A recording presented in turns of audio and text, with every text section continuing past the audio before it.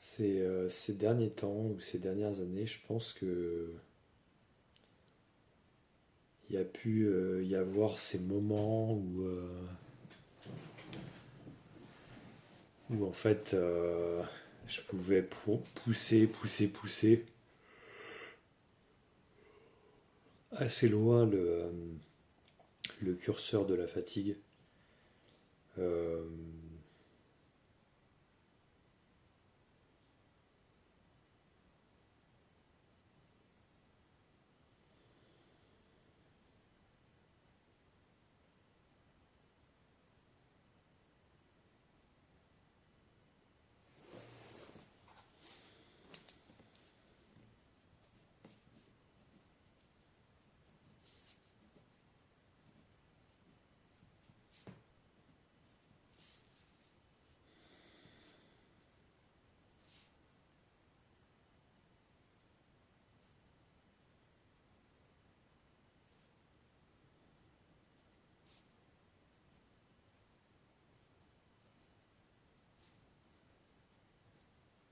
Là, ce à quoi je viens de penser, c'est que en fait, quand il peut y avoir un blanc aussi, c'est justement la peur qui est un blanc, c'est-à-dire la peur de ne pas savoir quoi dire, qui est effectivement une forme d'appréhension qu'il peut y avoir socialement dans un peu n'importe quel contexte,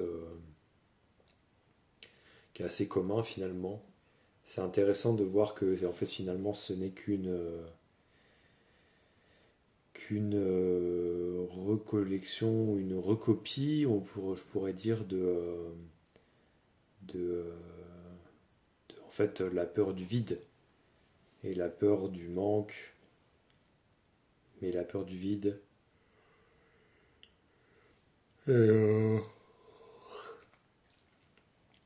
Et qu'en fait, finalement, il y a eu aussi l'envie de faire cette vidéo-là pour voir si je pouvais pas, comme encore plus, parler depuis le silence et non pas essayer de remplir quelque chose. Euh, Ce que j'ai pu constater dans certaines de mes autres vidéos, les premières, que c'est tout à fait naturel et il y a un pardon instantané pour ça, mais une forme de excitation couplée à une peur de ne pas assez bien faire, une peur de ne pas dire des choses intéressantes et je n'aurais pas pu le constater sans l'avoir fait, donc c'est des vidéos qui sont ce qu'elles sont, elles sont belles pour ça, quoi, dans leur imperfection et leur, comment dire, leur perfectibilité. Et, et une forme d'éternité de l'impossibilité de les changer aussi. Elles seront toujours ce qu'elles seront en fait, et ce qu'elles ont été. Et ouais,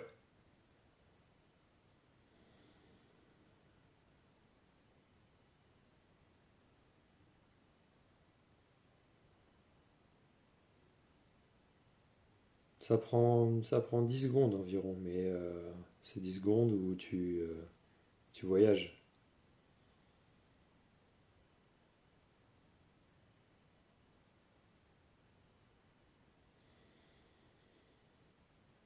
Et comme je sais que l'humanité n'a pas besoin de ce que j'ai à dire, les gens n'ont pas besoin de ce que j'ai à dire, et ben en fait, autant se taire quoi. C'est vraiment ça. C'est ça qui m'a donné envie. Putain, en fait, on dirait un peu. Je pense que le choix de luminosité est pas forcément bon.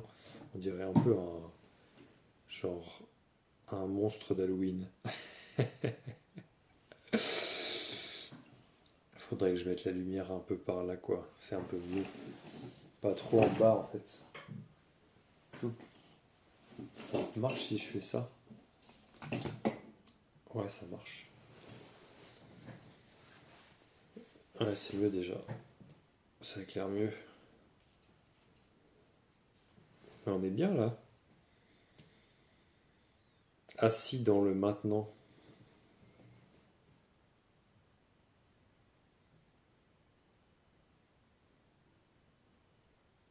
Je vais encore faire une vidéo d'1 heure où je dis pas grand-chose et où il y a que de la présence, quoi. C'est ça qui est bien. Je pourrais presque m'en aller chercher un Ricola à la menthe et revenir.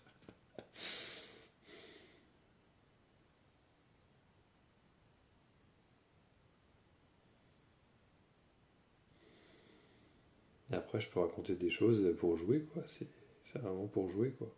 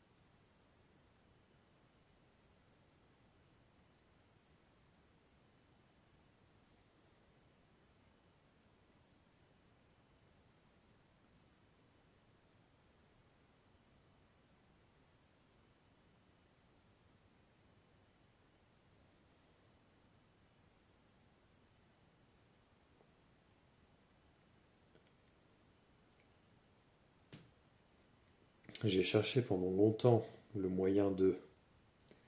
Longtemps. Et parfois, ça cherche encore, mais il n'y a pas, en fait. C'est ça qui est fou. C'est vraiment, comme le dit Pierre Le Guillemet, quoi. Il y a vraiment... c'est vraiment impossible par la volonté personnelle. C'est pas une volonté personnelle, c'est juste un goûter. C'est tellement vrai, c'est tellement impossible à dire. C'est beau, c'est de toute éternité ineffable. Et c'est vrai que parfois sur le chemin, il peut y avoir ce truc de mais en fait, il faut le dire à tout le monde. Il faut le dire à tout le monde. Et en fait, bah non. Parce que d'une part, bah en fait, il n'y a pas de gens à changer. Parce que c'est bien comme c'est. Et qu'en même temps, il y a une simplicité dans le fait que ceux qui entendent ou ceux qui comprennent ça comprennent, et ceux qui comprennent pas ne comprennent pas.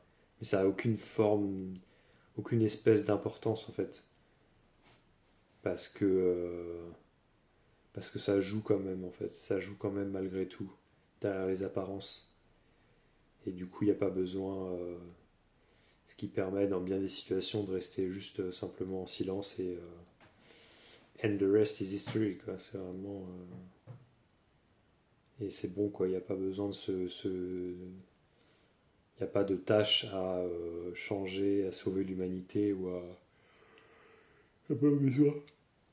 Mais d'une certaine manière, si on imaginait la présence en tant que vécu tout le temps, euh, bah, en fait, oui, l'humanité serait différente. Il y aurait certainement un arrêt de beaucoup de choses. Mais en même temps, c'est pas comme ça, et c'est pas comme ça parce que ça a besoin de jouer à s'oublier. En fait, il y a vraiment ce truc-là de, effectivement, de la joie de s'oublier.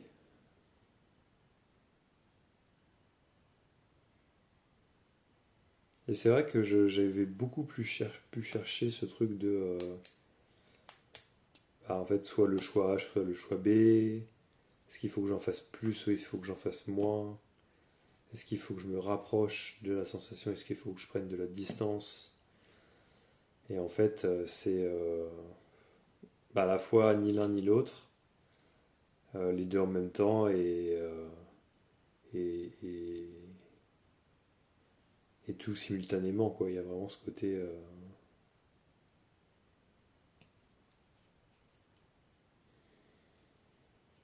Et je pourrais même pas dire que c'est moi qui décide. Là aussi, je me dis, mais c'est fou de voir que c'est même pas moi qui décide comment est-ce que je reviens à la présence ou est-ce que je me contracte sur une sensation personnelle. C'est même pas moi qui définis les contours de moi-même. Et c'est même pas moi qui définis comment se désintègre l'absoluité de la connaissance qu'il y a un moi qui existe en fait. Ce truc de passage de une forme d'absorption dans l'action à une forme de localisation, dimension par exemple quand je parlais de ce côté ça coupe dans l'énergie où ça se tait parce qu'il y a une contraction à l'intérieur qui a besoin d'être reconnue. Euh, je sais même pas comment ça se fait que ça se fait comme ça, ni l'apparition, ni la conscientisation, ni le fait que ça sélectionne ça plutôt que de parler, ni le fait que je me remets à parler. C'est assez dingue quoi. Ni le fait de comprendre comment sont les pensées et est-ce qu'on les attrape, est-ce qu'on les laisse passer. Je sais pas du tout. Je sais qu'il y a juste une forme de présentéisme et de vérité, de véracité dans le fait de se présenter à ce qui se propose là en fait. Il y a vraiment ce côté, quand je parlais de cette idée de revenir au corps, euh,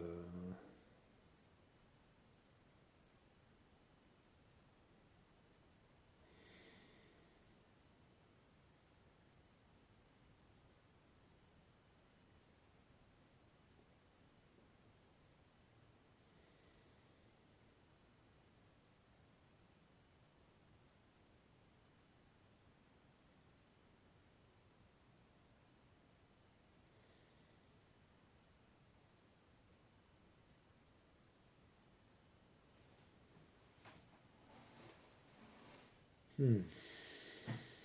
Et je parlais de la fatigue qui permettait de en fait prolonger et de vider jusqu'à temps qu'il y ait beaucoup moins de mental et beaucoup moins de questionnement sur qui est-ce qui fait quoi et quand est-ce qu'on fait quoi, quand est-ce qu'on va se coucher, quand est-ce qu'on recharge. Et ça, c'était très thérapeutique en fait de pousser la fatigue dans ce sens-là, alors qu'a priori les règles de sécurité disaient de.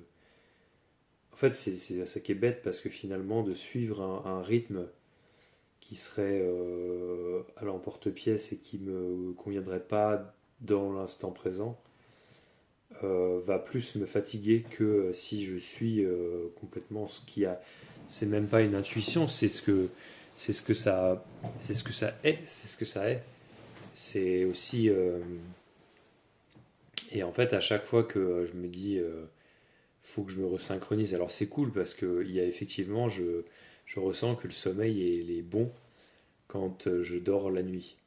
Mais en fait ça me met aussi ça a aussi son rôle, mais ça me remet aussi dans des objectifs et des perspectives de performance euh, diurne. Diurne. Et c'est ce que c'est. Tout à l'heure, j'y pensais, je me disais ah, j'ai l'impression que quand je vis la nuit, j'ai plus de temps pour méditer. Et en fait, maintenant, je suis pas si sûr que ça. Il y a des jours où quand je vis la journée, j'arrive à avoir des pauses. Il y a des jours où je suis plus dans l'action. Et là aussi, c'est pas forcément contradictoire. Enfin, c'est pas contradictoire. Et en même temps, la nuit, j'allais dire l'hiver.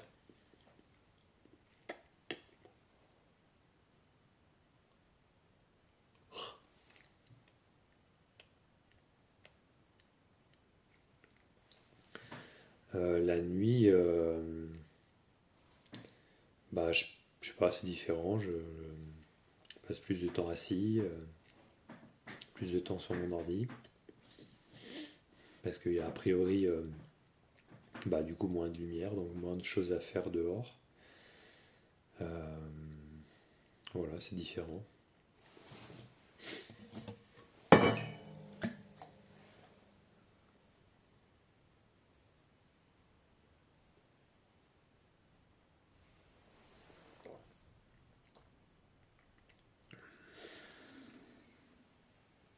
Hmm. Je pourrais dire en même temps qu'il y a à la fois pas de différence avec entre un moment où je me sens plus slow et un moment où je suis plus speed en termes d'énergie, parce qu'en fait, en soi, on s'en fout. Et en même temps, je sais que le fait d'être slow down, ça me permet de plus, j'ai l'impression, goûter ce qui se passe dans le corps et, euh, et avoir plus le temps du rythme, de la pace, quoi. Voilà, sans que ça soit forcément. Mais là aussi, c'est vraiment. On ne peut pas s'empêcher de suivre ce qui est vrai maintenant, quoi. C'était ça que j'avais envie de partager aussi, c'est ce côté. En fait, j'ai tellement essayé de reproduire mécaniquement la paix, j'ai tellement essayé de reproduire mécaniquement la réalisation du soi ou une réalisation mystique que en fait, ça m'a fucked up à chaque fois, quoi. À chaque fois, bah, ça pouvait faire. En fait, ce qui se passait, c'était que, bah, classique, ça me faisait du bien. Il y avait quelque chose qui me faisait du bien, il y avait une réalisation. Et en fait, ça me faisait tellement du bien que c'était complètement légitime que j'avais envie de le protéger et de le garder pour moi. Parce que je me disais que.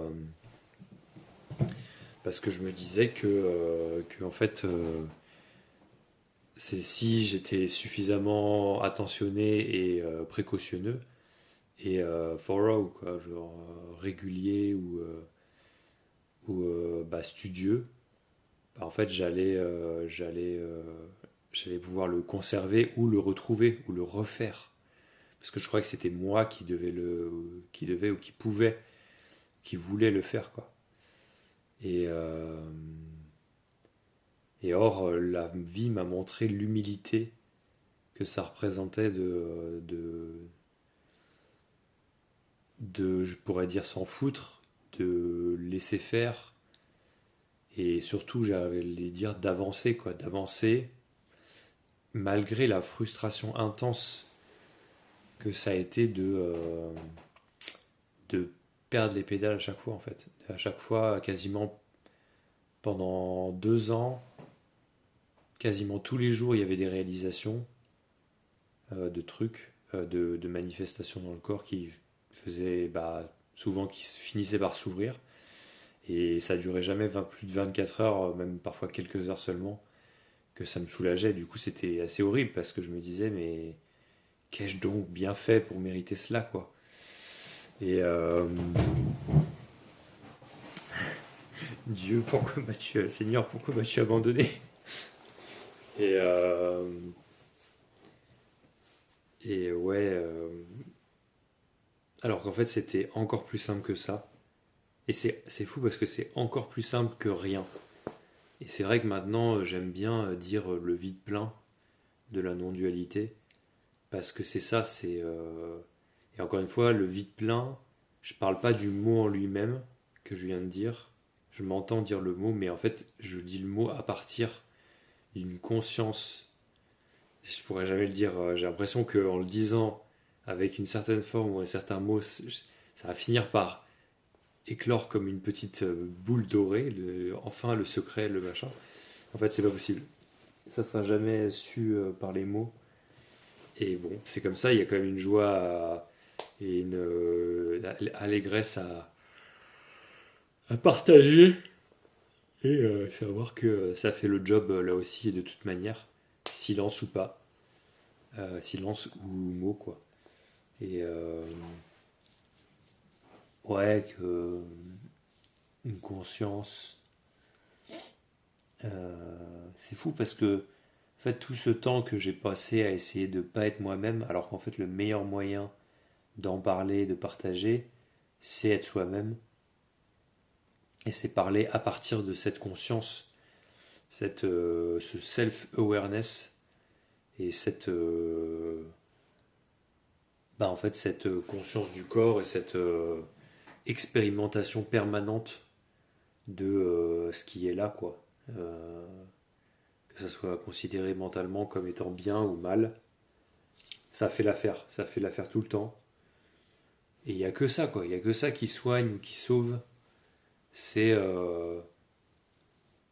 aller vers la reconnaissance de ce qui est là, quand apparemment on en est déconnecté, quoi.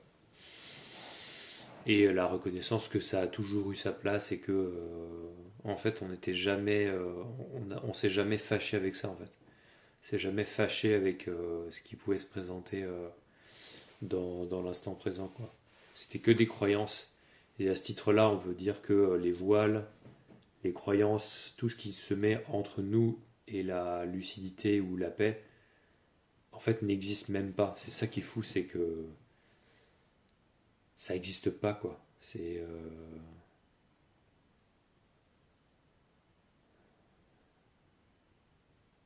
là, je pourrais dire qu'en même temps, bah, ça existe.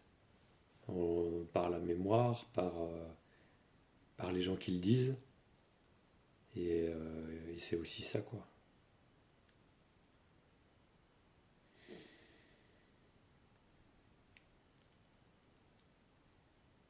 Hmm.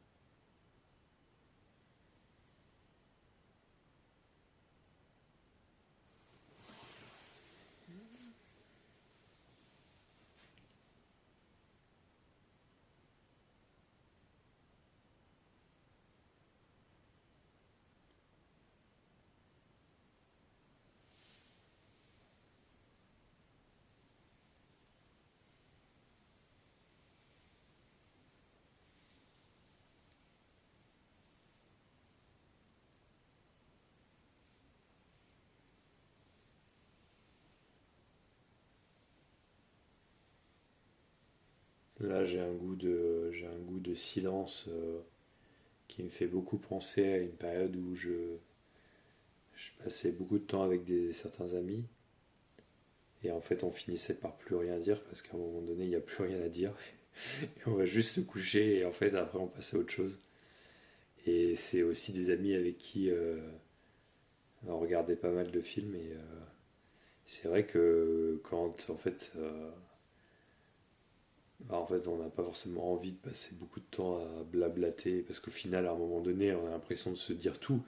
Et puis après, on recommence et on recommence et on recommence parce que finalement, on s'en lâche jamais non plus. Mais c'est vrai que là-dedans, l'art permet de tisser une connexion qui est teintée de silence, en fait. C'est vrai que l'expérience de salle de cinéma procure ça aussi, en fait. Tu partages quelque chose avec des gens que tu connais pas, avec qui tu peux évidemment être avec des gens que tu connais, mais tu as aussi plein de gens que tu connais pas. Et c'est un espace de sensibilité, d'intimité et de préciosité pour moi. C'est quelque chose de délicat et de suspendu dans ce truc euh, du noir, du silence et du fait de se mettre ensemble devant une autre durée. Et je pense que moi personnellement, les, les trucs du genre les films ou les jeux vidéo me donnent une autre sensation encore comme une mise en abîme d'une autre dimensionnalité euh, virtuelle.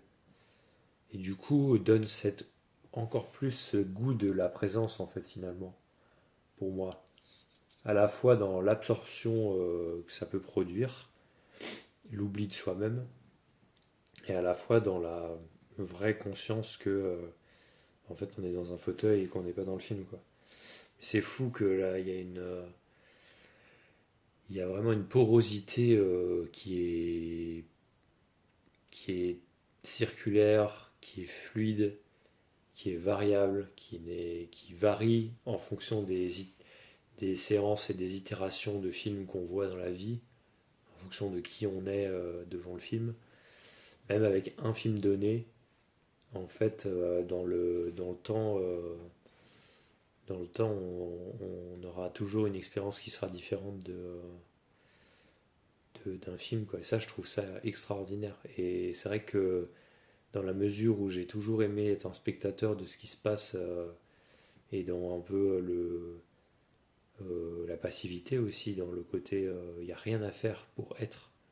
C'est genre, t'arrives dans ce monde et tu fais ah, enfin, c'est évident, c'est-à-dire qu'en fait, je pense qu'on arrive quand on est un bébé, qu'on a moins de 2 ans, moins d'un an, je pense que ça se fait à partir de 18 mois, le début de la connaissance, il y a une forme de séparation entre soi et les autres.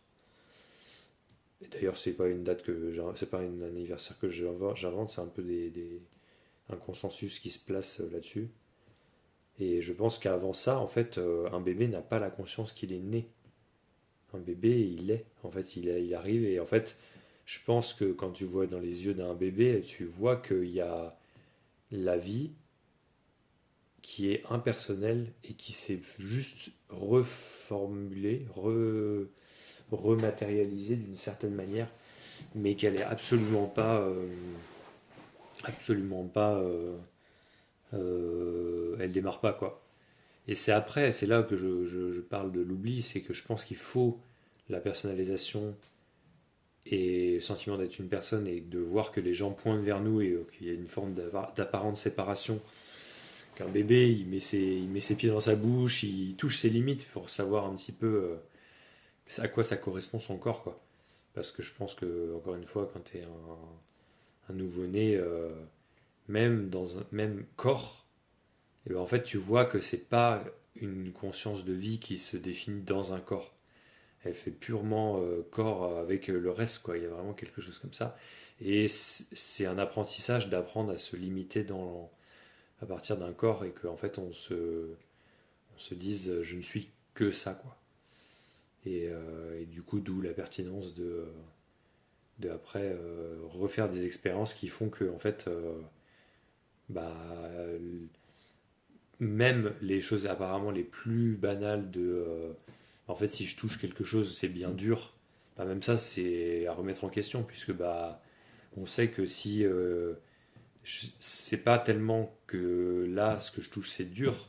Ça, c'est une définition qu'on met sur une sensation qu'on a apprise à formuler, une définition qu'on a répétée, alors que c'est basé sur le fait qu'il y a juste des liaisons énergétiques qui font que quand tu as les molécules et les atomes qui se rencontrent entre la table et la main et les doigts, en fait, il y a un échange énergétique qui fait que derrière, nerveusement, une strate beaucoup plus supérieure de la matière, supérieure en termes de taille, bah, en fait, le système nerveux, il capte ça et il transforme ça en information en disant stop, enfin, toi, tu peux pas fusionner avec la table, tu peux pas fusionner avec un mur, tu vas pas t'éclater la tronche en bagnole, enfin, pas recommandable quoi de faire ça parce que ça peut faire mal.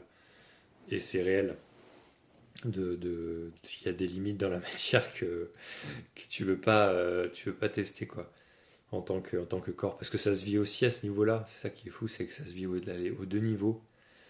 Ça se vit en tant qu'expérience de matérialité et à la fois en expérience de conscience et de conscience que là aussi c'est fou, c'est à la fois que on est l'expérience mais on l'est pas et on est conscience et expérience en même temps et et aucun des deux en fait. Hmm.